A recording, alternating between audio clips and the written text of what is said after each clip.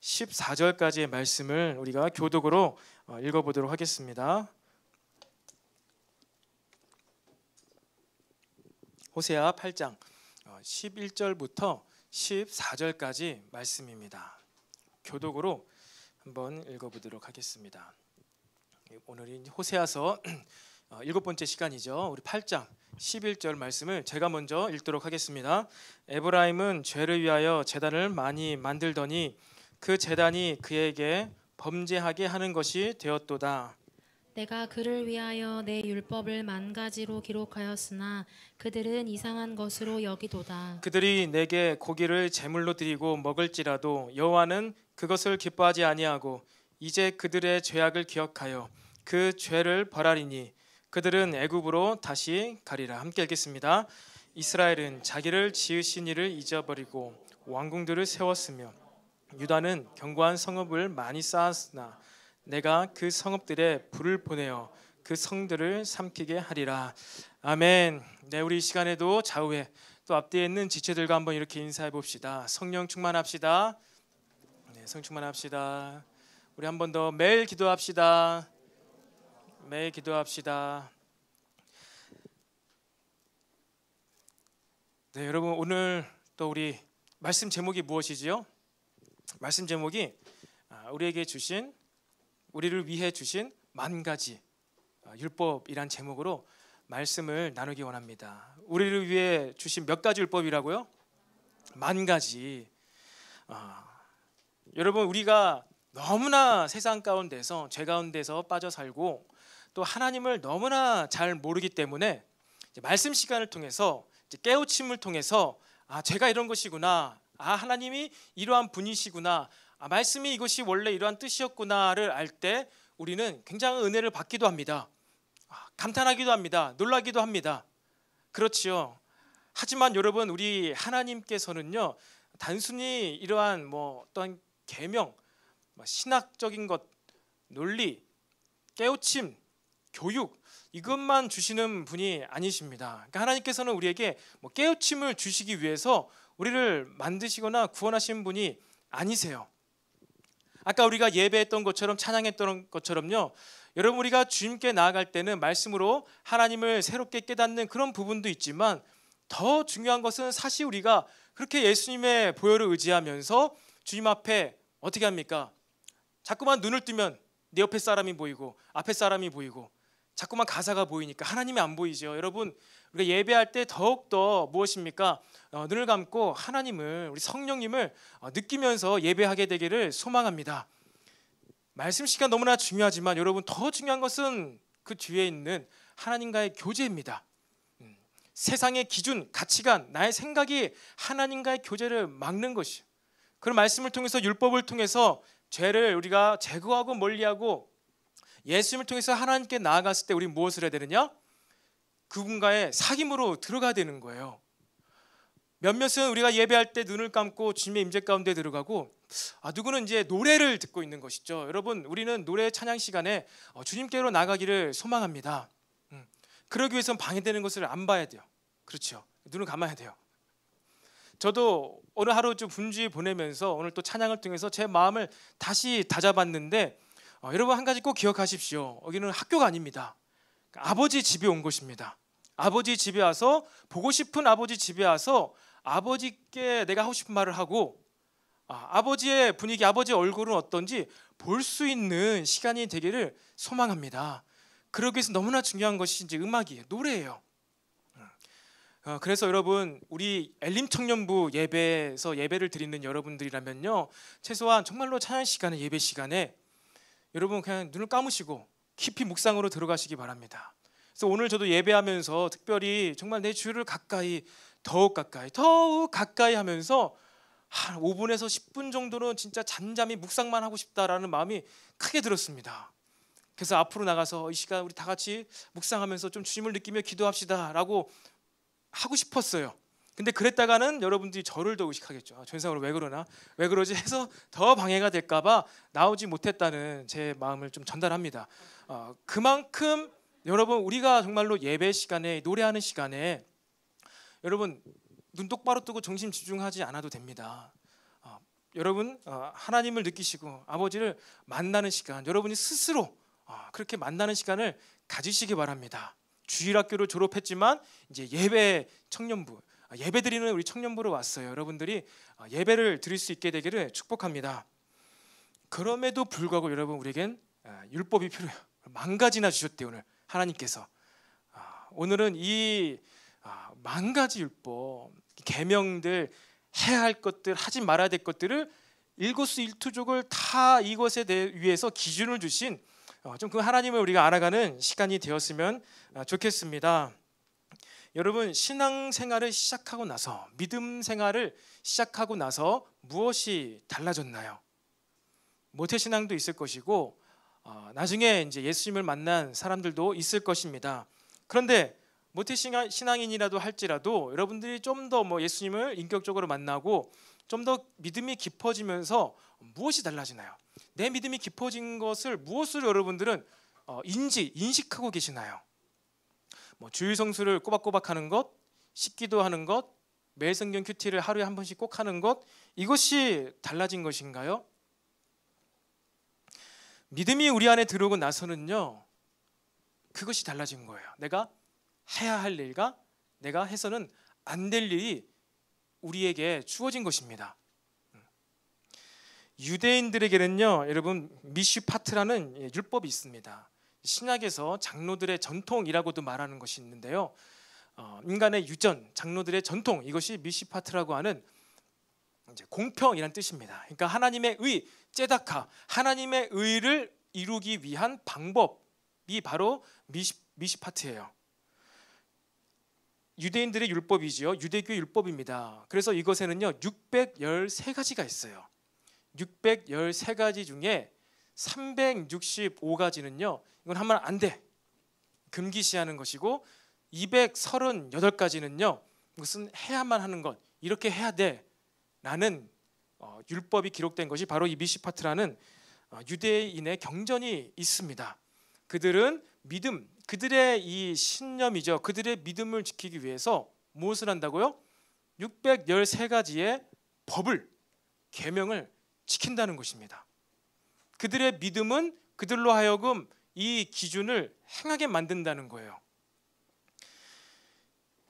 여러분, 모세의 오경이 있죠. 5권의 책입니다. 어떤 책이 있죠? 창세기, 출애굽기, 레위기, 민수기, 신명기가 모세의 오경이라고 합니다.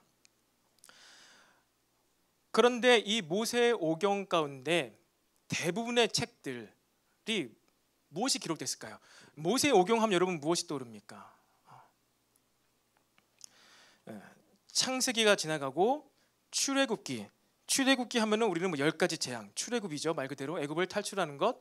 출애굽기 20장부터 출애굽기 마지막까지 무엇이 기록되어 있을까요? 이제 그들이 해야 할 일과 하면 안 되는 일, 정결법, 도덕법, 그리고 성막을 만드는 방법, 기준들, 하나님의 계명이 기록되어 있습니다. 전부가 다 출애굽기 20장 이후에. 그리고 레위기는 무엇이지요? 레위기는 말 그대로 제사법이에요. 하나님의 계명입니다. 반드시 이렇게 해야 된다, 저렇게 된다. 1장부터 17장까지가 하나님과 어떻게 관계해야 되는지 알려주신 법이에요. 번제를 비롯하여서 화목제, 속건제, 다양한 제사법이 기록되어 있습니다. 그럼 뭐예요? 제사는 무엇을 위한 거예요? 하나님과의 관계죠. 올바른 관계. 하나님과의 관계를 위해서도 법이, 기준이 있다는 거예요. 그리고 레위기 18장부터 마지막 27장 끝까지는 사람 간의 관계입니다. 이제 가나안 땅에 들어가면은 가나안 땅에는 이러이러한 문화들이 있을 텐데 너희들은 이러한 것을 따라 행하면 안 돼 라면서 세상을 살아가는 계명, 기준들을 주셨어요. 레위기에. 그리고 민수기는 무엇입니까? 이제 백성들의 숫자를 세는 건데, 민수기에는 곳곳에 또 무엇이 있느냐? 또 계명이 있어요. 하나님 말씀. 이것은 해야 돼, 이것은 하면 안 돼. 계명이 기록되어 있어요. 그 마지막 모세의 오경이 신명기에는 무엇이 기록되어 있을까요? 다시 새롭게 기록한 명령입니다. 여러분, 무엇입니까? 모세의 오경이요, 출애굽기 20장부터 신명기까지 다 뭐예요? 명령이에요. 그건 해야 돼, 하지 말아야 돼.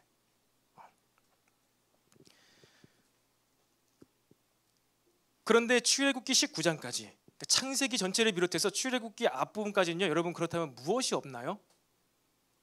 무엇이 없었어요? 율법이 없었어요. 말씀이 없었어요. 그리고 창세기는요, 여러분 누구를 위해서 기록됐죠? 아담을 위해서, 아브라함을 위해서, 노아를 위해서 창세기가 기록됐나요? 창세기가 누굴 위해 기록됐죠?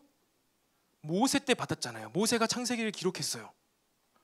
그러니까 창세기는요, 놀랍게도요, 이스라엘 백성, 출애굽한 이스라엘 백성을 위해서 수천 년 전에 자기 조상들의, 조상이라기보다는 이 아담의 시대부터 해가지고 족장 시대, 아브라함 시대까지 일들을 기록한 거예요. 그런데 여러분 한번 보세요. 잘 생각해 보세요.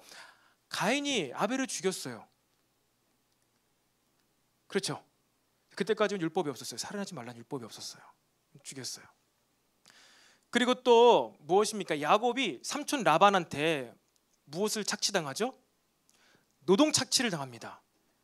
10년 넘게 제대로 임금을 받지 못하고 갑질의 횡포를 받아가지고 그렇게 노동이 착취를 당했어요. 가난한 이 불쌍한 이 야곱을 라반이 자신의 지위와 이런 것도 이용해 먹은 거예요. 그리고 또 속이기까지 했잖아요. 라헬이라고 속이고 언니를 먼저 주고 거짓말을 했습니다. 이게 다 무엇이 없기 때문에 그렇다고요? 율법이 없어요. 기준이 없는 거예요. 그냥 그때 양심대로, 그냥 자기의 눈에 좋은 대로 이 가는 대로 행했을 때가 바로 무엇이에요? 애굽으로 노예로 잡혀가기 전까지의 시대 상황입니다. 근데 그것 가운데 하나님께서 이제 거룩한 백성을 본격적으로 만들기 시작한 이 출애굽 때의 시대부터 무엇을 주신다고요? 율법을 주신 거예요. 율법을. 그러니까 무엇입니까? 하나님의 율법이 없으면 우리는 어떻게 살 수밖에 없어요? 우리의 믿음 생활을 지킬 수가 없습니다. 내 욕심에 따라서, 내 유익에 따라서 거짓말도 할 수 있게 되는 거예요. 내 이익을 위해서라면. 뭐가 없어서? 율법이 없어서, 기준이 없어서, 법이 없어서. 여러분, 그래서 이 구약 성경 전체가요, 이 법에 대한, 기준에 대한, 계명에 대한 이야기입니다. 이 모세오경은요 뭐예요? 원리입니다. 원리. 정확한 원리가 기록되어 있고, 역사서이죠. 여호수아서부터 에스라, 느헤미야, 에스더까지 역사서. 이 역사서는 뭐예요? 예제와 같은 거예요. 율법의 기준들이 있는데 내 선조가, 왕들이, 사사들이, 조상들이 이렇게 했더니만 하나님께서 지켜주시고 이렇게 했더니만 하나님께서 지켜주시지 않았어가 바로 역사서의 기록입니다. 그리고 선지서는 무엇입니까? 선지서. 이 실전편이에요. 실전편. 너희들 이 예제 문제, 역사서를 통해서 이러한 역사가 있는데, 이러한 왕들의 기록이 있는데 너희들은 어떻게 할 거야? 지금이라도 회개할 거야?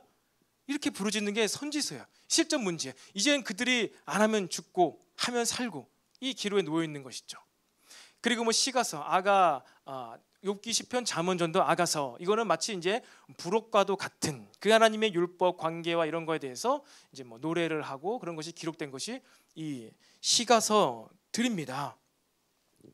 그러니까 뭐예요? 구약은요 전체가 다 율법이에요. 계명이에요. 그래서 알면 살고 모르면 죽는 거예요. 그러면 신약에는 그런 예수님께서 무엇을 하셨습니까? 이제는 그냥 믿기만 하면 구원받아. 그렇죠. 믿기만 하면 구원받는 것이죠. 예수님께서 하신 일은요, 믿기만 하면 구원받는 것이 아니라 예수님께서 하신 일들은 이제 뭐예요? 그 돌판에 새겨진 율법을 우리 마음에 새기신 분이 바로 예수님이십니다. 그 우리 마음에 그 율법을 새기셔서 이제는 우리가 기뻐하면서 그 하나님을, 주님을 더 분명하고 명확하게 따를 수 있도록 하나님의 뜻이 예수님을 통해서 드러난 것입니다. 하나님께서 예수님을 통해서 보여주신 것이 무엇입니까? 봐라, 십자가를 봐라. 십자가를 봐라. 내가 내 아들을 죽여서라도 너희에게 주어진 이 율법의 요구를 만족시켜서 내가 너희와 함께하고 싶다. 그것이 바로 여러분 예수님을 통해서 하나님께서 우리에게 보여주신 하나님의 마음, 하나님의 율법의 완성이라는 것입니다. 그러니까 여러분 잘 기억해야 돼요. 하나님께서는요 이 창세기 태초부터 해서 계속해서 무엇을 하셨다고요? 하나님의 약속, 율법, 언약 있죠. 계명, 이것을요 점점점 더 분명하게 드러내신 거예요. 그것을 예수님의 죽으심과 부활하심으로 완벽하게 이제 분명하게 확실하게 드러내신 거죠. 근데 구약 성경 전체를 통해서 우리가 무엇을 배워야 되느냐? 무엇을 배워야 됩니까? 하나님의 율법이에요. 율법이 없는 시대는 이랬어. 율법이 있는 시대, 다윗 때 이랬어. 포로기 때 율법책을 잃어버렸던 이 시대 가운데 엄청 어렵고 망하다가 요시야 때 잠깐 율법책을 찾았더니 그때 이 나라가 이렇게 다시 또 개혁과 번영과 부흥을 맛보았어. 하지만 또 이것이 율법책이 사라지자 이스라엘이 포로로 잡혀갔구나. 여러분, 오늘 본문에서도 우리 하나님께서 우리를 위하여 만 가지 율법을 주셨답니다. 만 가지 계명들을 주셨답니다. 그래서 우리는요, 하나님의 말씀을 알아야 돼요. 하나님의 계명을 반드시 알아야 됩니다. 어떻게 알아야 되느냐? 성경 전체를 통해서 하나님께서 무언가 역사를 통해서 점점 더 하나님의 율법이 무엇인지를 드러내신다는 거예요. 그리고 지금 어떤 시대입니까? 지금 저와 여러분이 살고 있는 시대는 성령의 시대예요. 성령의 시대.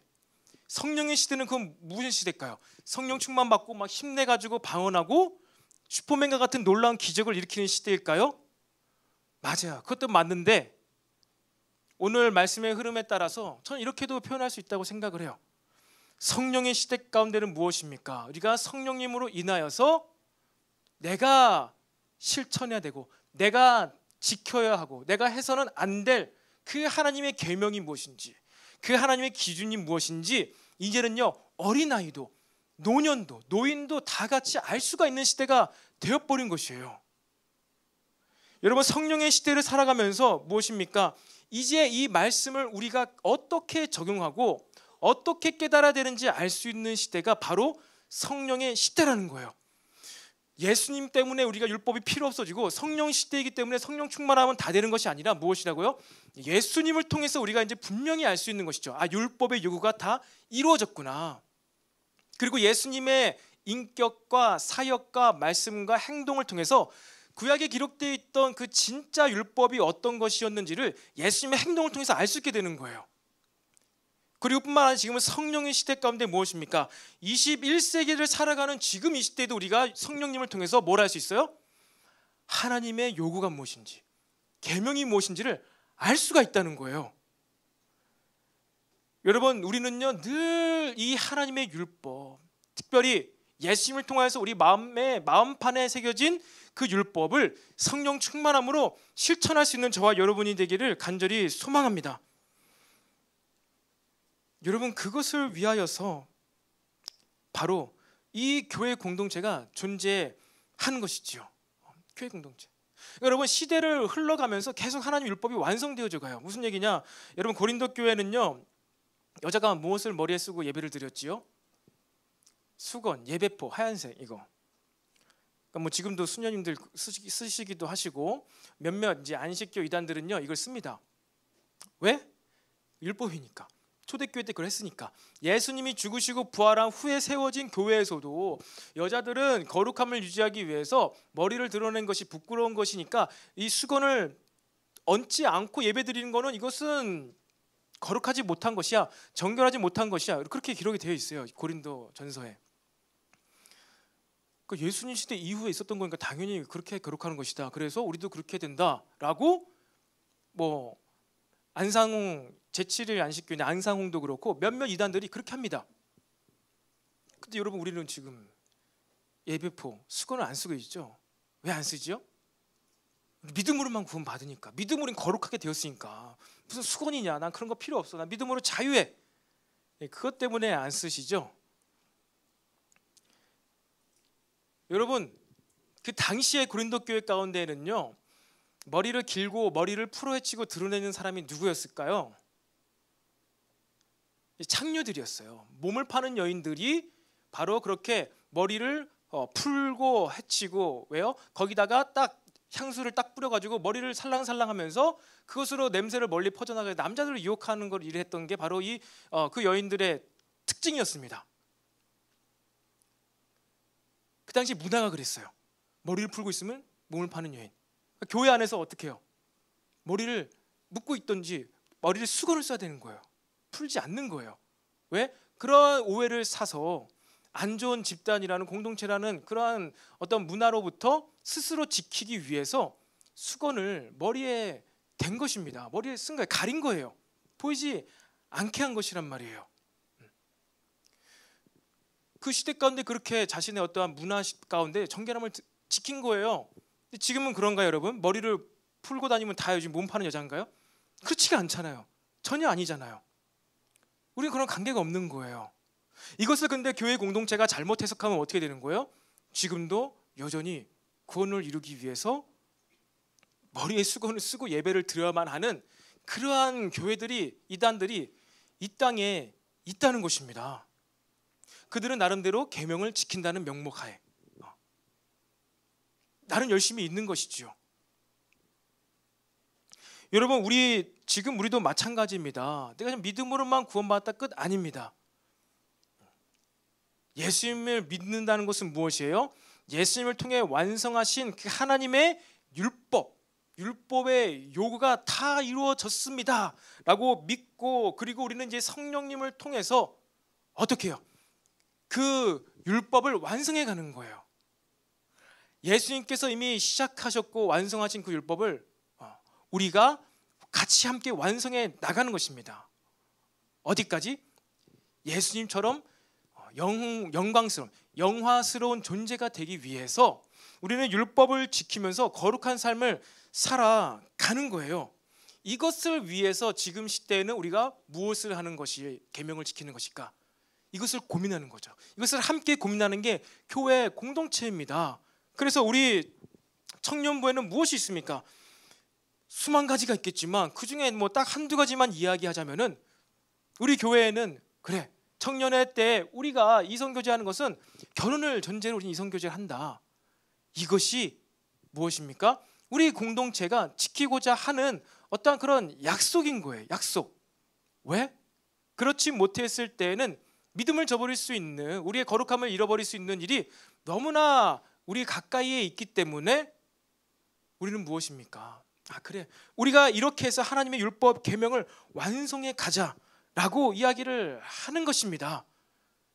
그렇다고 해서 혹시 여기 자리에 앉아 계신 여러분들 가운데 난 지금 결혼할 생각도 없고 그냥 친한 이성과 어쩌다 보니까 친구보다 좀 더 가까운 사이가 되었는데, 난 지금 계명을 어기고 있네, 난 구원 못 받은 자녀인가? 그렇지 않습니다. 그렇지 않아요.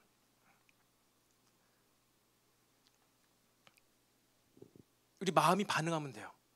우리 마음이 정결하면 됩니다. 우리 마음이 거룩하면 돼요. 우리가 이처럼요, 우리 율법과 상관없이 하나님께서는요 우리의 구원을 이루어가지 않으십니다. 율법과 상관없는 게 아니에요. 율법은 우리에게 필요합니다.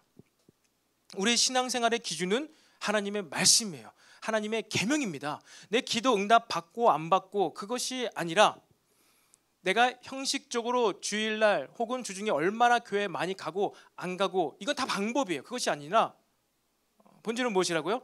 하나님의 계명을 내가 지키고 있는가? 하나님의 계명을 내가 지금 지키고 있지 않는가? 여러분, 이것이 바로 우리 신앙생활의 중심에 있어야 된다는 것을 믿으시기를 바랍니다. 그 말씀을 지키는 것에서 벗어나면 내가 믿음에서 멀어지는 거예요. 말씀을 지키지 않고 자꾸 내가 주일 성수만 하는 것, 말씀은 지키지 않고 계명은 지키지 않고 자꾸 봉사만 하는 것, 그런 것으로 여러분이 신앙생활을 해나갈 수가 없다는 것입니다. 오늘도 여러분 팀 모임 가운데 묵상 질문은 나누겠지만요, 여러분 이스라엘 백성들이 지금 무엇 때문에 타락했다고요? 제사를 드려요, 예배를 드려요, 제사장들도 있어요, 다 있어요. 그리고 하나님께서 그들을 위하여 무엇을 주셨다고요? 10,000가지 계명을 주셨는데 이스라엘 백성들이 그것을 무엇이라고 여겼다고요? 이상한 것을 여겼다고. 이상한 거. 뭐 이거 해야 되는 거야? 이렇게까지 해야 되는 거야? 이런 것도 있었어? 이거 이상해. 이거는 모세 시대 때 400년 전에 준 율법이잖아. 지금 시대랑은 안 맞아. 이상한 것을 여기는 거예요. 근데 그러면서 어디로 가요? 하나님을 떠나고 애굽을 바라보다가 아수르의 포로가 돼버리는 거예요. 다시 한번 말씀드립니다. 여러분, 우리는 예수님의 시대, 인성 입으신 예수님 시대를 지나 성령님의 시대로 왔습니다.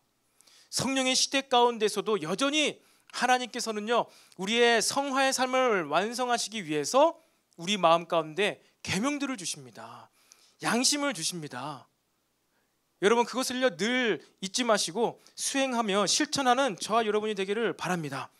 그것을 하는 것이 신앙생활이에요. 그런데 우리의 신앙생활이 힘든 때가 있습니다. 그리고 힘든 이유가 딱 이제 두 가지예요. 그것은 무엇입니까? 첫 번째로는 우리 마음에 율법이 새겨지지 않았는데 율법을 지키려고 할 때 우리의 신앙생활이 힘들어집니다. 우리의 마음이 어렵습니다.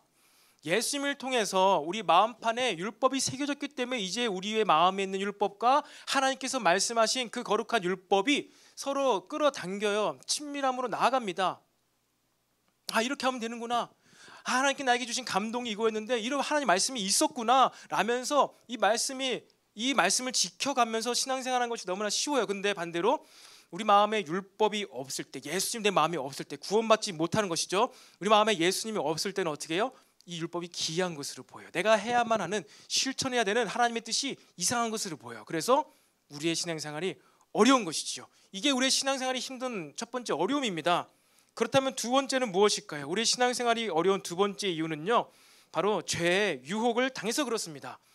우리 마음속에 율법이 들어왔어요. 예수님이 쏙 들어왔어요. 그런데 그 율법 위에, 예수님 머리 위에다 자꾸만 뭘 얹어요? 더러운 똥물을, 더러운 세상의 가치관을, 죄의 유혹들을 자꾸 내 마음에 새겨진 그 율법에, 예수님 머리 위에 자꾸만 얹히는 거예요. 그럼 어떻게 된다고요? 속아요. 율법이 있는데 그 율법을 다 딛고도 남을 만한 엄청난 죄의 유혹들, 예수님도 당하셨던 그 유혹, 아담도 죄를 몰랐는데 당했던 그 유혹이 얼마든지 저와 여러분의 마음 가운데 계속 부러질 수 있다. 그럼 어떻게 해요? 그 예수님이 내 마음에 있는 예수님이 먼저 반응하지 않고, 내 마음에 있는 율법이 먼저 반응하지 않고 뭐가 먼저 반응해요? 죄가 먼저 반응하는 거예요. 내 마음에 죄가 먼저, 세상죄가 반응을 해가지고 막 서로 즐기는 것이죠. 그 안에 있는 성령님 예수님께서는 근심하시는 거예요. 고통 받으신다는 겁니다. 근데 여러분 반드시 기억해야 됩니다. 죄는요 더러운 거예요. 죄의 유혹이 때로는 너무나 달콤하게 보이고 나를 기쁘게 만드는 것 같은데, 죄는요, 그로 인한 기쁨과 행복과 만족은요, 여러분 더러운 것입니다. 지저분한 것입니다. 그걸 알아야 돼요. 저는 이런 꿈을 꾼 적이 있어요. 꿈을 꿨는데 꿈속에서 이상한 여자들이 나오는 거예요. 그렇죠. 악몽이죠. 악녀이죠. 이상한 여자 한 3명이 나왔던 것 같아요. 막 3명이 나왔는데 정말 드라마에서 나오는 그런 막 진짜 막 이런 막 얇은 옷을 입은 여자가 3명이 나온 거예요. 그래서 막 웃으면서 화장을 진하게 하고 막 이렇게 하는 거예요. 막 저를 유혹하는 것이죠. 와, 이거 뭔가 이상한 여자들이 나왔네? 그러면서 손가락이 보여요. 손가락은 막 이러는데 손톱이 길어요. 막 이러는데 멀리 있었을 땐 잘 몰랐는데 막 손톱이 점점 가까이 와요. 눈앞으로. 막 가까이 오니까 손톱 밑에 딱 뭐가 있었냐? 때가 있어. 때. 시꺼먼 때, 손때. 아, 딱 그걸 보는 순간 막 너무 싫어지는 거야. 아, 이거 뭐야 하면서 깼어요. 잠에서. 3명의 여자가 나왔는데, 드라마에서는 텔레비에서 나오는 그러한 여자들이 나왔는데 오고 가까이 오고 막 보니까 손톱 보니까 때가 있는 거예요. 때가 시커매요. 아, 이거 막 생각만 해도 막 냄새 날 것 같고 막 지저분한 거야. 잠을 확 깨버렸어. 아, 그렇구나. 음녀구나. 음녀. 예뻐 보이는데 뭔가 세상적 가치관, TV에서 나오는 그런 것 같은데 알고 보니 더러운 거야. 지저분한 것입니다. 여러분, 죄 모르고 당하면 그래요. 달콤하게 느껴질 수도 있어요. 좋아 보일 수 있어요. 그런데 여러분, 더러운 것입니다. 지저분한 것입니다. 그러니까 우리가 하나님의 율법을 통해서 죄가 무엇인지, 죄가 아니고 거룩한 것, 하나님의 것이 무엇인지를 구분만 할 수 있으면 얼마나 좋아요. 그러면요, 우리는요 신앙생활이 어렵지 않아요. 아, 이건 죄인 거야. 이것은 내가 부러우면 안 돼, 기뻐하면 안 돼. 딱 마음을 돌리고 하나님의 계명, 이거 하나님께서 원하시는 거야, 하나님 나라의 것이야, 이것 가운데 참 기쁨과 부요함이 있어 라면요, 신앙생활이 안 어려워요. 안 어려운데 자꾸만 그 손톱에 때는 보지 못하고 그냥 세상의 가치관에 덮여진 것들로 막 반응하니까, 또 예수님 내 안에 계시니까 뭐예요? 내 신앙이, 생활이, 믿음 생활이 어려운 것입니다. 그래서 여러분, 우리가 무엇을 바로 알아야 돼요? 율법, 말씀. 하지만 이것을 알기 너무나 쉽지가 않아요. 애매해요. 왜? 성경에 기록되어 있지 않은 많은 단어들과 제품과 아이템들과 개념과 가치관들이 지금 너무 많아요.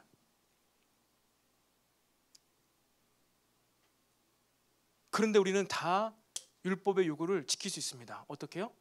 성령님을 인하여서. 성령님으로 인하여서 좀 기도해보고 감동을 받아보고 긴가 아닌가, 반드시 그렇게 기도하면은 하나님께서 우리에게 우리가 마땅히 따라야 할 그 말씀을, 기준을 알려주시는 줄로 믿으시기 바랍니다. 여러분이 무엇을 위해 기도해야 되는가, 하나님의 율법이 무엇인지, 계명이 무엇인지를 나에게 알려주시옵소서. 아버지, 이것이 죄입니까? 죄가 아닙니까? 여러분, 이것을 위해서 기도할 수 있는 여러분이 되기를 바랍니다. 그것이 우리 신앙생활을 하는 방법이에요. 여러분, 이것을 위해서 우리는요, 교회 공동체가 필요하고요, 같이 말씀 해석하는 교회 공동체가 필요하고요, 그리고 매일매일 큐티가 필요합니다. 우리 매일 성경으로 큐티하고 있죠. 여러분, 한번 큐티 책 사신 분들 손 들어볼까요? 안 주셔도 됩니다. 내리세요. 안 된 사람이 양심에 찔릴까 봐. 여러분, 큐티책, 매일 성경 큐티책 반드시 우리는 묵상해야 됩니다. 깨달음이 안 와도 괜찮아. 하지만 처음엔 여러분 시작할 때는 공부하는 마음으로라도, 심정으로라도 말씀을 매일매일 묵상하시기를 바랍니다. 특별히 좋은 게 뭐예요? 이게 성경 각 권별로 진행되잖아요. 이번 달 성경은 무엇으로 시작합니까? 히브리서로 시작되지요. 히브리서 하면 여러분 무엇이 떠오릅니까? 무엇을 말하고 있습니까? 히브리서를 통해서 여러분 무엇을, 마음을 결정할 수 있겠습니까? 그래야 된다니까요. 이 주일날의 메시지는요, 주일날 예배는요, 주님과의 친밀한 교제예요. 예배예요. 우리 마음에 특별히 많은 부분에 있어서 감정적인 부분이 순화됩니다. 하지만 이 짧은 시간에 하나님의 그 계명들 다 알기 너무나 어려워요. 매일매일 말씀이 필요합니다. 히브리서 여러분 통해 가지고 그 당시에 유대인들에게요, 예수님에 대해서 설명을 한 거예요. 유대인들이 무엇을 좋아합니까? 천사를 좋아해요. 왜? 미카엘 천사, 소돔과 고모라를 멸망시킨 천사. 그들에게, 유대인들에게서는 천사는 너무나 위대한 존재예요. 강력한 존재예요. 천사만 나타나면 우리가 다 이길 수 있어요. 이거예요, 유대인들에게. 근데 그보다 더 높으신 예수님이라는 분이 오셨는데 왜 예수님은 죽으셨고 부활하셔서 우리와 함께 하신다는데 왜 우리가 아직도 힘든가? 히브리인들이 왜 아직도 고통받고 있는가? 그래서 그들의 믿음이 어디로 자꾸 가려고 그래요? 천사에게로. 아, 우리 미카엘 천사는 이러지 않았었어. 천사에게로 막 가고 있는 거예요. 능력으로 가고 있는 거예요. 능력으로. 아, 가브리엘 천사, 다니엘에게 왔던 그 가브리엘 천사가 좀 나에게 와서 메시지를 전해줬으면 좋겠는데, 가브리엘 천사요. 천사를 놓고 막 기도하는 거예요. 그러니까 이 히브리서 기자는 아마 바울이라고도 하는데요, 히브리서 기자는 무엇에, 아니다, 그것이 아니다. 예수님이 천사보다 더 뛰어난 분이시다. 예수님의 존재가 다르신 분이시다. 예수님은 하나님의 때에 하실 일을 하시는 분이다. 참고 인내하고 기다려라. 믿음으로 승리하여라. 그리고 그 예수님을, 바로 너희들이 바로 그 예수님과 같은 존재다. 믿음으로 인내하며 거룩함으로 말미암아서 너가 예수님처럼 될 수가 있다. 그 예수님과 하나가 될 수 있다. 결국 뭐예요? 너희가 천사보다 더 훌륭한 존재다. 대단한 존재다. 근데 왜 지금 천사한테 가서 기도하고 앉아있냐? 그렇게 무엇입니까? 그들의 믿음을 세워주고 있는 책이 이 지금 히브리서라는 것입니다. 여러분, 우리가요, 하나님의 말씀, 구약과 신약을 통하여서 무엇입니까? 하나님의 뜻을 알 수 있어야 돼요. 하나님의 말씀을 알 수 있어야 됩니다. 이것을 알고 실천하는 것이 우리의 신앙생활이에요. 근데 자꾸만 우리의 신앙생활은 이것 없이, 율법 없이, 계명 없이, 기준들 없이 그냥 좋은 게 좋은 거, 그냥 이제 형식적으로 교회 오는 것, 섬기라니까 섬기는 것, 이런 것으로 우리가 자꾸 변하게 될 때 어떻게 됩니까? 포로기를 맞이하는 거예요. 다시 한번 지금 예고편 하지만 이따가 리더들을 더 잘 들으십시오. 이따가 내가 알고 있는 하나님의 계명 한 가지 되십시오. 내가 실천하고 있는 하나님의 계명 한 가지만이라도 되십시오. 있습니까? 없습니까? 나올 것입니다, 여러분. 여러분, 우리의 신앙생활은요, 하나님의 율법 계명으로부터 시작됩니다. 예수님께서 완성하신 그 계명으로부터 시작됩니다.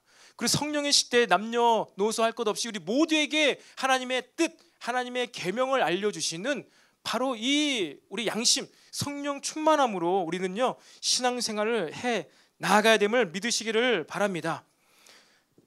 그만큼 하나님께서는요 우리에게 무엇을 주셨다고요? 계명들을 주셨어요. 구약과 신약, 약속이요. 약속을 무엇으로 주셔요? 언약을 무엇으로 주셔요? 할 것과 하지 말아야 될 것, 이것으로 주신 거예요. 그런데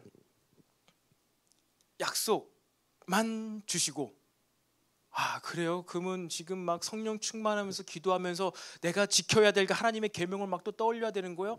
너무 힘들다, 어렵다. 도대체 하나님의 율법이 수만 가지, 만 가지? 도대체 몇 개를 얼마나 많이 내가 율법을 알고 실천해야 될까?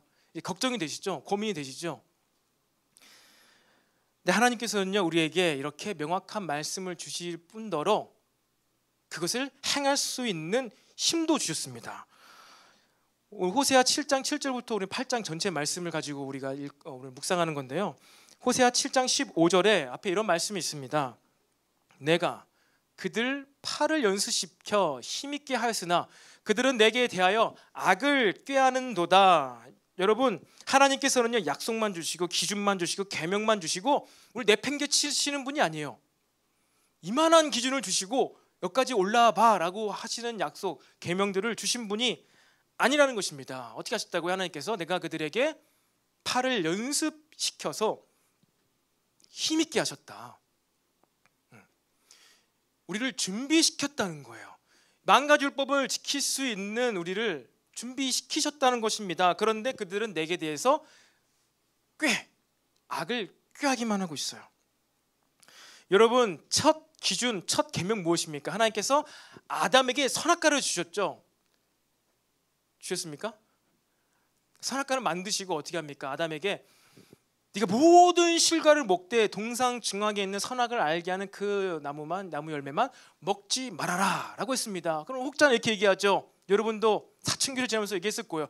왜 굳이 그 선악과를 만드셔서 안 먹게 할 거면은 어디 그냥 땅 속에서 뿌리 식물로, 뿌리 채소로 안 보이게 하시지. 열매로 아주 보암직도 먹음직하게 동상중앙에다가 떡 한 입 만들어 놓고 먹지 마. 이 하나님 진짜 이상하다. 나쁜 하나님이네. 여러분, 그런 생각 혹시 해본 적 없으십니까? 이렇게 유혹을 시켜놓고선 율법을 지키라고 하니 하나님 못된 하나님이다. 그럼 생각해 보세요. 하나님께서 율법을 주셨어요. 선악과 먹지 마. 선악과 먹지 마. 절대 먹지 마. 그리고서 하나님께서 날마다 동산을 거니시면서 선악과를 딱 따가지고 아담이 하품할 때마다 입으로 팍 던지는 거예요. 야구를 하면서 아담아, 입 벌리기만 해봐. 내가 이 선악과를 그냥 시속 100km로 팍 던질 거야. 아담에게, 아담아, 내가 이 선악과를 날마다 하루에 10번씩 네가 자고 있을 때나 하품할 때나 네가 밥을 먹을 때 내가 던질지도 모르겠는데 난 모르겠고 네가 이 선악과를 먹기만 하면은 정령 죽으리라. 절대 먹지 마. 여러분, 이렇게 주셨다면은, 이렇게 기준 율법을 주셨다면 여러분, 그 하나님은 나쁜 하나님이겠죠. 근데 하나님은 어떻게 하셨다고요? 그냥 만들어 놓고 열리게 하고 먹지 말라고 하셨다고요. 이게 어려운 거예요?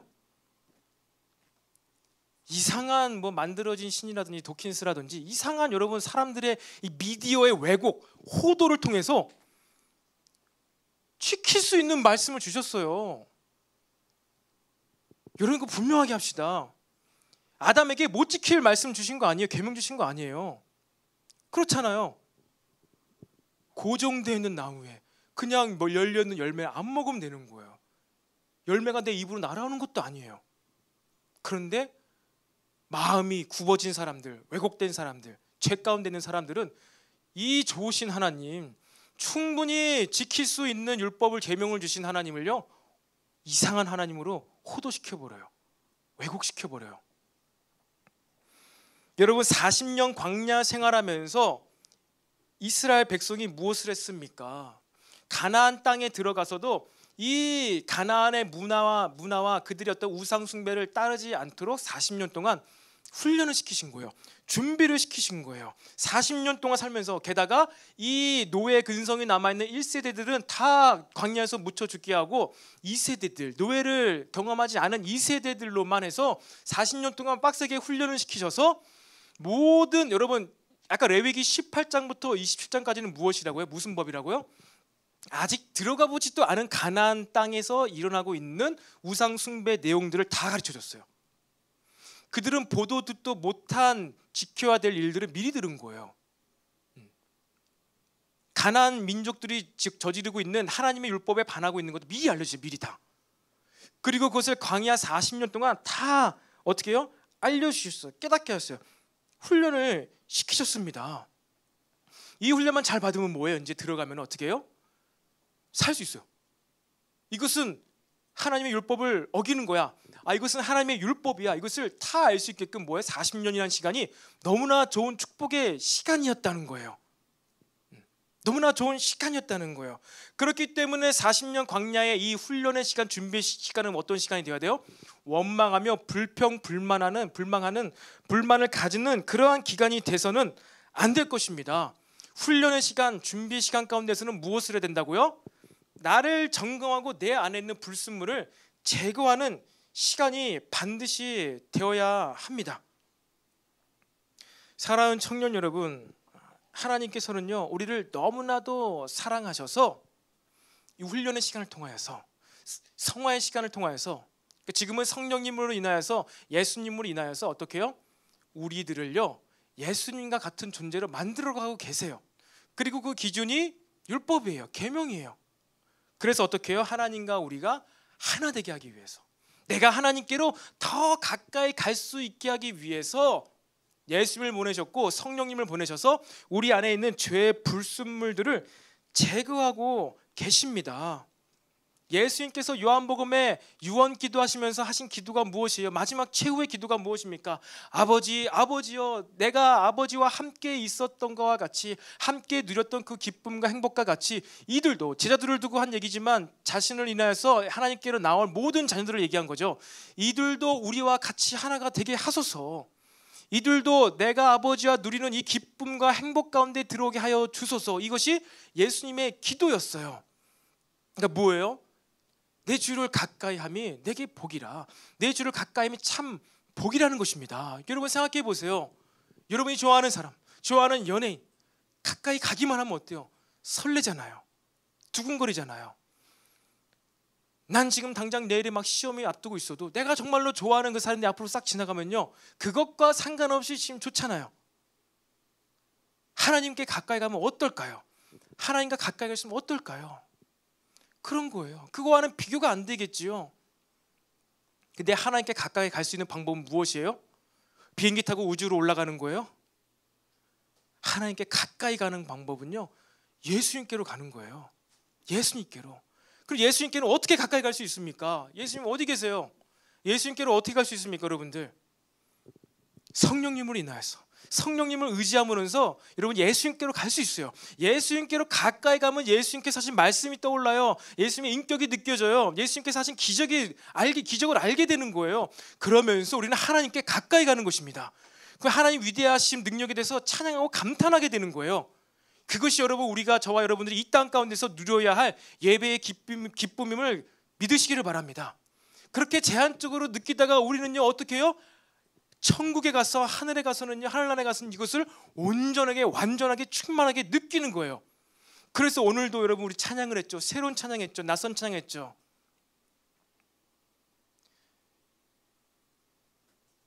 첫 가사, 성령이여 우리를 예수께로, 예수여 우리를 아버지께로, 아버지 우리를 예수께로, 예수여 우리를 성령께로 인도하소서.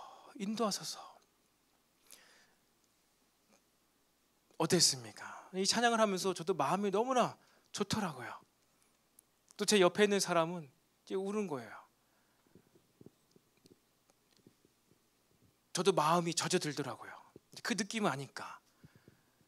또 두 아이를 키우면서 또 주중에 독서 공부하면서 또 셋째를 배에 안고 있으면서 얼마나 이제 힘들겠어요. 힘든데 하나님께만, 아버지께만 가면은 너무 좋은 거예요. 노래를 하면서 찬양을 하면서 느껴지는 거예요. 가까이 가니까 그냥 좋은 거예요. 저도 그래서 복잡한 오늘의 마음과 생각들을 다 내려놓고 그냥 노래에 집중을 했습니다. 찬양에 집중을 했습니다. 그러면서 또 마음이 회복이 되어지더라고요.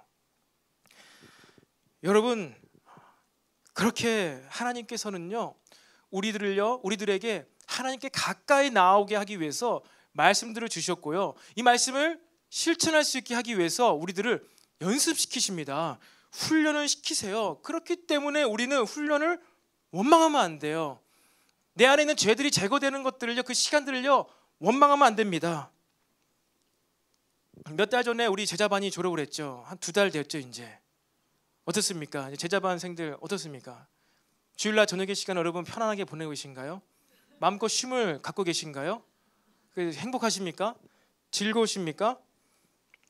이 마지막 마지막 제자 훈련 끝내면서 여러분 어땠습니까? 정말로 긴 시간을 함께하면서 이 훈련의 시간들 여러분 어떻게 대했습니까? 어떤 마음으로? 내가 이 시간을 통해서 내 안에 죄가 사라져. 그리고 예수님을 더 닮아갈 수 있을 거야. 하나님을 더 알아갈 수 있을 거야.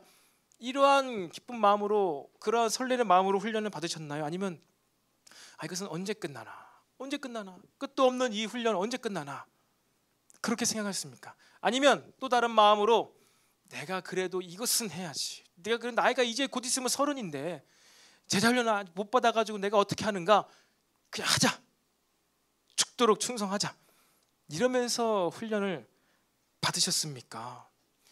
여러분, 제자 훈련이 청년회 때 끝나도 여러분 하나님께서는 여러분들을요 죽을 때까지 훈련하세요. 제자 훈련, 여러분 저와의 제자 훈련 끝나도 어떻게 해요? 여러분들은 하나님께서 여러분들 너무 사랑하셔서 예수님처럼 만들고 싶으셔서 어떻게 한다고요? 훈련시키신다고요. 율법을 다 지킬 수 있게, 율법의 요구를 100%다 순종할 수 있게 만들기 위해서 뭘 하신다고요? 훈련을 하신다고. 훈련을. 저와의 훈련은 아주 약하죠. 아주 쉽죠. 끝이 정해져 있으니까. 하나님께서 주신 훈련은 언제 끝날지 몰라. 물론 저도 끝에 가서 막 몇 주 더 지연시키긴 했지만 하나님께서 끝내실 훈련은 내 인생의 몇 살, 청소년기 때, 유년 때, 청소년기 때, 청년회 때, 또 작년회 때 하나님께서 원하시는 끝내는 그 훈련이 언제 끝날지 알 수가 없어. 그런 훈련을 여러분들이 받아야 되는데 저와의 훈련에서 그 짧고 짧디 그 훈련 가운데 괴로워하고 힘들어하면요 하나님께서 슬퍼하실 수도 있어요. 여러분, 하나님께서는 여러분을 너무 사랑하셔서 다시 한번 얘기하십니다. 예수님처럼 만들고 싶어서 평생을 통하여 여러분들을 준비시키십니다. 훈련시키신다고요. 여러분의 인생의 훈련의 시간, 훈련은 달콤한 것이 아니죠. 고통스럽습니다. 힘듭니다. 하지만 훈련을 통해서 어떻게 돼요? 내 몸에 있는 군살이 빠지고 몸에 근육이 붙어요. 그렇잖아요. 여러분, 형제들은 군대를 다녀왔잖아요. 저도 군대에 있을 때 군사기초훈련학교 8주를 했거든요. 저는 해군에서 8주를 했는데 8주 하는 동안 몸무게가요 64kg로 빠졌어요. 71kg에서 64kg로 빠졌어요. 아주 날렵하고 허리가 28인치가 됐어요. 그러면서 후반기 교육장 갔어요. 이제 좀 쉬운 이제 배우는 거, 통신병이어서 후반기 교육장 가니까 다시 72kg 찌더라고요. 그래가지고 후반기 교육장 들어갈 때 맞췄던 옷들이 나중에 나올 때는 아주 이제 저를 힘들게 하는 옷이 됐어요. 배가 터질 것 같은 것이죠. 막 6kg가 왔다 갔다 했으니까. 여러분, 훈련은 고통스럽습니다. 하지만 훈련을 받으면 여러분 군살이 빠지고요, 죄가 없어지고요, 달리는 기쁨을 느낄 수 있게 됩니다. 달리는 게 기뻐요. 점프를 하는데 이렇게 막 뛸 수 있어. 막 기쁜 거예요. 여러분, 그 기쁨 있다니까요. 달리는 기쁨, 땀 흘리는 기쁨, 무거운 짐을 막 벌쩍벌쩍 들었을 때 느낄 수 있는 기쁨, 내가 아기를 안는데 힘들이지 않고 아기를 퍼뜩 안을 때의 기쁨 있잖아요. 이 팔이 힘이 없어가지고 아이를 안기만 하면 너무나 팔이 아파. 아이를 안고 싶은데 너무 팔이 아파. 아이를 못 안아줘. 얘는 왜 이렇게 무거운 거야? 원망만 하게 되는 거예요. 진작에 막 운동을 해가지고 팔에 근육이 이만큼 내서 힘이 세지면 이 아이 뭐 10kg짜리 15kg짜리 드는 거 일도 아닐 텐데. 팔에, 우리 형제들 잘 들으세요, 팔에 알통이 있어야지 여러분들 아이를 안고 재울 수 있습니다. 그 기쁨이 있어요. 오늘 제가 육대장에서 점심을 먹고 아이랑 함께 교회로 오는데 애가 졸린 거예요. 졸려서 어떻게 했을까요? 안돼, 저기 오늘 교회 가서 너 자야 돼, 교회 가서 유모차에서 자자 하고선 제가 이제 졸려하는 이 둘째를 데리고 그냥 막 제 끌고 다녔을까요? 어떻게 했을까요? 거기 육대장부터 교회까지 안고 왔어요. 그 더운데. 그래서 안고 오는데 자더라고요, 중간에. 아빠 품이 너무 좋은 거야. 자서 와가지고 유모차 재운 게 아직도 자고 있는 거예요. 제가 팔에 힘이 없었더라면은 막 오다가 막 제가 막 원망하면서 막 불만 갖고 막 하면서 막 땀을 삐삐 흘리면서 힘들었겠죠. 마음이 어렵겠죠. 근데 아니에요. 저는 하루에 지금도 여러분 푸시업을 20번씩 2번씩 합니다. 밤에 한 일주일에 3번 4번 해요. 아이를 위해서라도 합니다. 마음만으로 안 된다니까. 형제들 잘 들어요. 마음만으로 안 돼요. 애 난다고 다 아빠 되는 게 아니에요. 아빠가 되기 위해서 여러분 팔에 근육이 있어야 되니까요. 오늘도 말씀도 팔을 연습시키셨다니까요. 여러분 하나님께서 사랑하기 위해서 힘이 필요합니다. 우리 형제들 다 이번 여름이 다 왔는데 몸짱들 되기 바랍니다. 우리 자매들만 살 뺀 게 아니라 우리 형제들 몸짱이 되셔가지고 여러분 힘이 필요합니다. 가정을 이끌기 위해서 여러분의 사랑뿐만 아니라 힘도 필요하다는 것을 기억하시기를 바랍니다. 여러분, 그렇게 우리가 훈련받고 죄가 제거되어서 우리는 무엇을 해야 될까요? 그 계명의 율법에 무엇을 해요? 순종을 하는 거예요. 예수님이 하나님이세요. 죄가 없으세요. 그래서 예수님께서 무엇을 하셨죠? 기적, 치유, 가르침 다 하셨죠. 근데 무엇을 하셨어요? 그렇게 죄가 하나도 없으셔서 첫째 아담은 지킬 수 없었던 그 순종, 율법의 요구, 죽어야만 하는 그것을 순종하신 거예요. 죽음에 대해서 십자가에 못 박혀 죽는 것에 대해서 무엇이에요? 순종을 하신 거예요. 예수님께서 십자가에 못 박혀 죽으시면요, 자기 포기가 아니에요. 하나님께 순종하는 거예요. 살인당하거나 자살한 것이 아니라 뭐라고요? 하나님께 순종한 것이고 다만 그것이 십자가의 죽음이었다는 것 뿐입니다. 예수님께서는 그렇게 죄가 없으셔서 결국 하신 것이 뭐라고요? 하나님께 대하여 순종, 율법에 대하여 순종. 내가 이 사람들을, 이 자녀들을 내가 구원하고 싶은데 이 율법이 막고 있구나. 이 율법을 제거하기 위해서는 죄 없는 사람이 죽어야 되는데, 죄 없는 존재가 죽어야 되는데 이것을 누가 할 수 있을까? 누가 할 수 있을까? 예수님께서 그것에 순종하신 거예요. 이 순종을 위하여서 모든 기적, 모든 가르침은요 서포트를 한 거예요. 이 순종을 위해서 기적이 필요한 거예요. 이 순종의 의미를 알려주기 위해서. 예수님 자신이 누구신지 알기 위해서 가르침이 필요했던 거예요.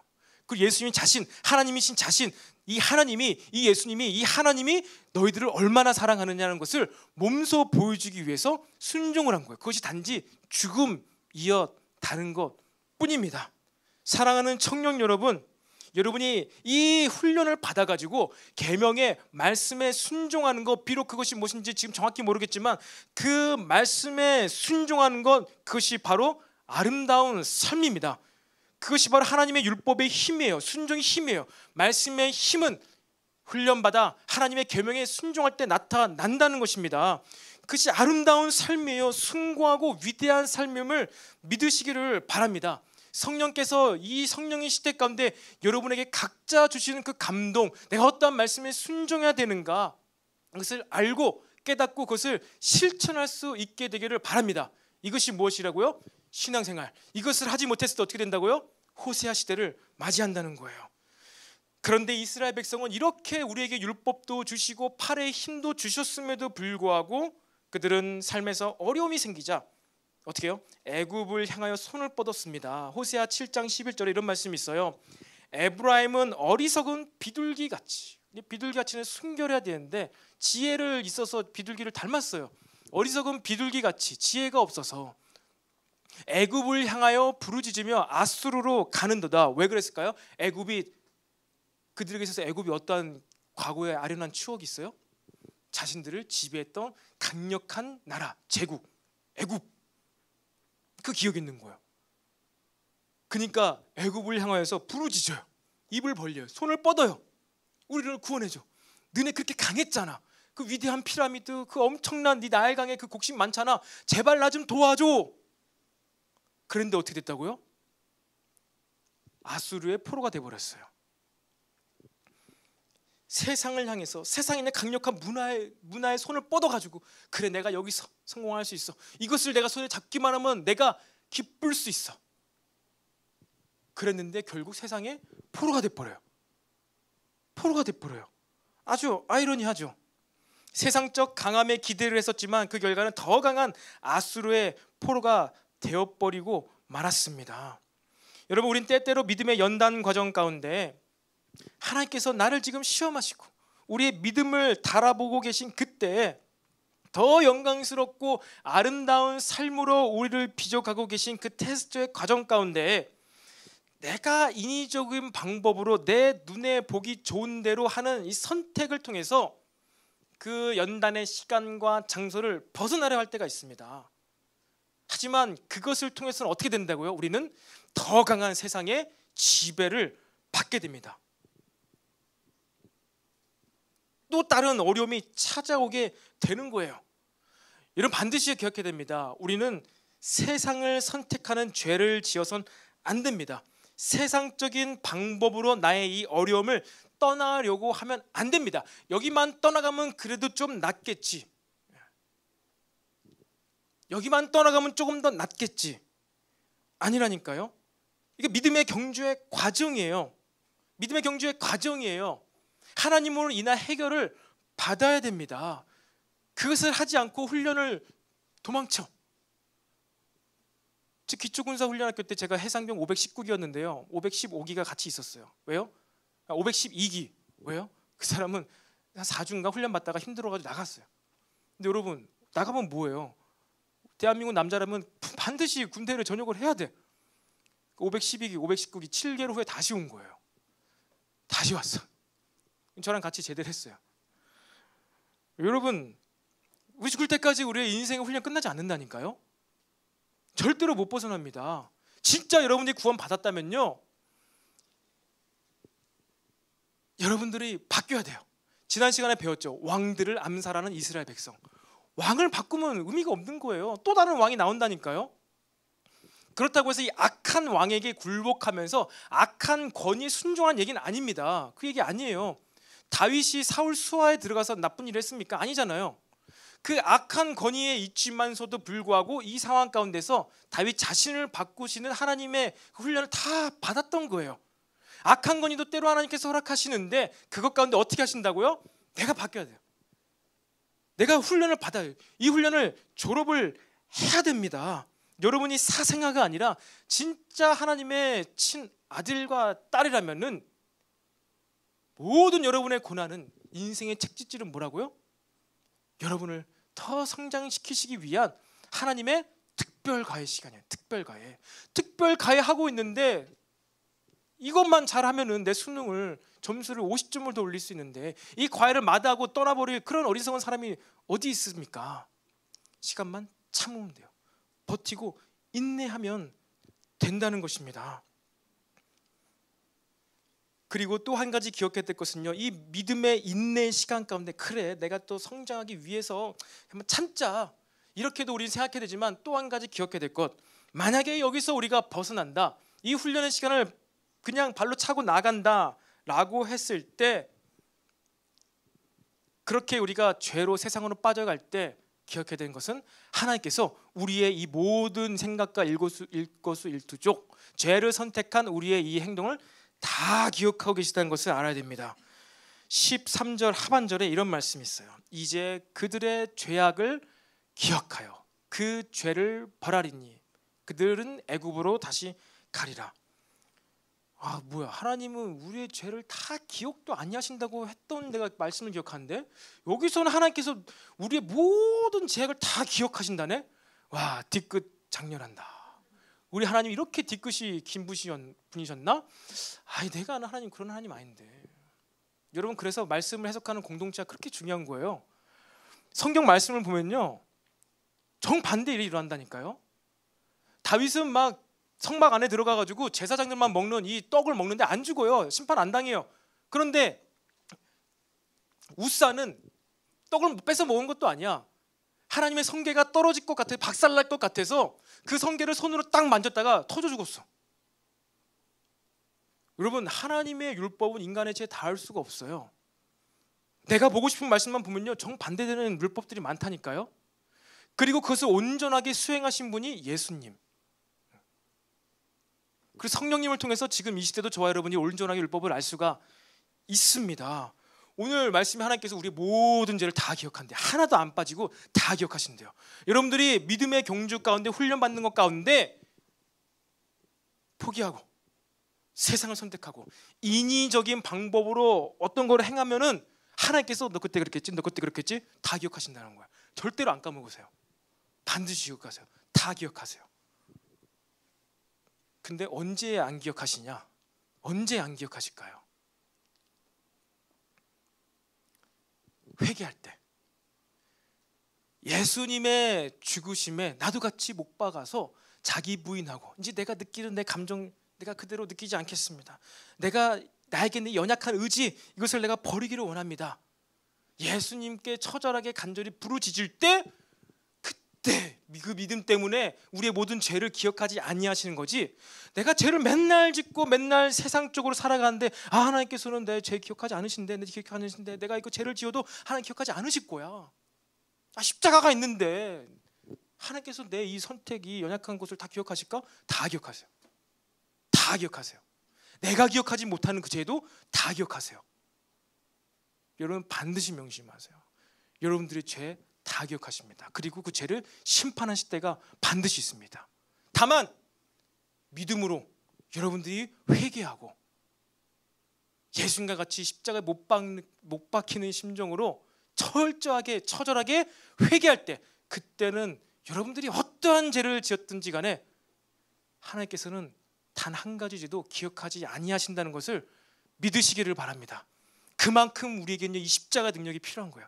그만큼 이 십자가를 믿는 믿음이 필요하다는 것입니다. 여러분, 믿음으로 예수님을 바라보는 자는요, 이 심판을 면케 될 것입니다. 구원은 여러분 하나님께 있습니다. 생명은 하나님께 있습니다. 하나님의 말씀에 참 행복이 있음을 믿으시기를 바랍니다. 당장에 뭔가 어떤 결과물이 눈에 보이지 않고 당장에 어떤 믿음의 결과물이 나오지 않는다 하더라도 하나님의 말씀, 하나님의 계명은요, 우리의 삶에, 우리의 영혼에 힘을 불어 넣습니다. 그리고 그 힘 때문에 우리의 삶의 질서가 잡히게 됩니다. 우리의 삶의 규모가 잡히게 됩니다. 우리의 삶의 시간들이 건강하게 쓰여지게 됩니다. 어떨 때요? 우리의 영혼이 부유할 때, 우리의 마음이, 감정이 풍요로워질 때 여러분의 삶의 질서가 되고 시간과 장소가 건강하게 쓰임받습니다. 그러면 여러분의 삶에 능력이 나타나는 거예요.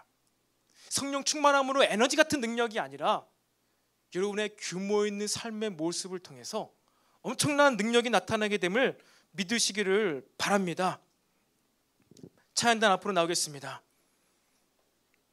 여러분, 우리의 신앙생활은요, 하나님께서 우리에게 주신 10,000가지 율법을 지키는 것에 있는 거예요.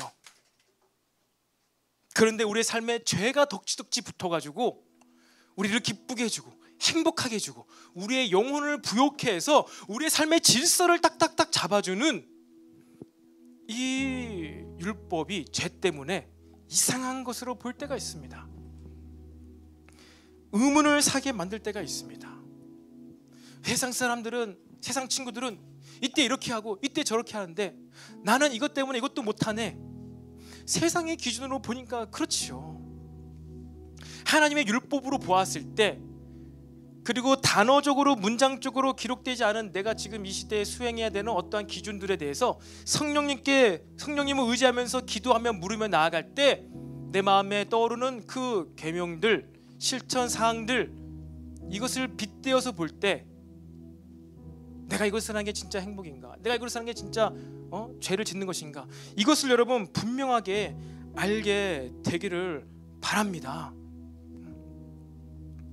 하나님의 율법은 저와 여러분을 하여금요 새로운 방법으로 삶을 살아가게 만듭니다. 삶의 양식이 이상하게 보일지라도요 여러분 이것이 맞는 거예요. 이것이 영원한 생명, 영원한 행복, 참된 기쁨이 여기에 있습니다. 내 마음이 좋은 대로 하기 원하고 내 삶의 그 이익만 따라가서는요 어떻게 됩니까? 하나님의 율법이 이상한 것으로 보여요. 이렇게 신앙생활을 하는 내가 이상해 보입니다. 여러분 이상하지 않습니다. 이것이 영생하는 자들, 하나님의 율법, 예수님이 마음속에 있는 자들은요 이러한 삶을 살아가는 것이에요. 여러분 어떻습니까? 아직도 여러분의 마음 가운데 여러분에게 이해할 수 없는 순종과 헌신을 요구하시는 하나님의 콜링에 반응하는 삶이 여러분들은 아직도 이상하게 보이시나요? 아니면 그렇게 하나님의 콜링과 순종과 헌신에 반응하면서 그렇게 살기로 결단하는 그 시간이 마음의 기쁨과 설레임과 어떠한 만족감을 주고 있나요? 여러분의 마음은 율법에 가까이 와 있습니까? 아니면 세상적 기준에 더 가까이 가 있습니까? 반드시 기억하시기 바랍니다. 저와 여러분에게 있는 참된 행복은요 오직 하나님의 뜻, 계명, 약속, 율법들을 수행할 때 주어진다는 사실을 믿으시기를 바랍니다. 우리 시간 다 같이 자리에서 일어나서 우리 결단 찬양으로 너무 멀리 왔나요? 이 찬양하며 기도하기 원합니다.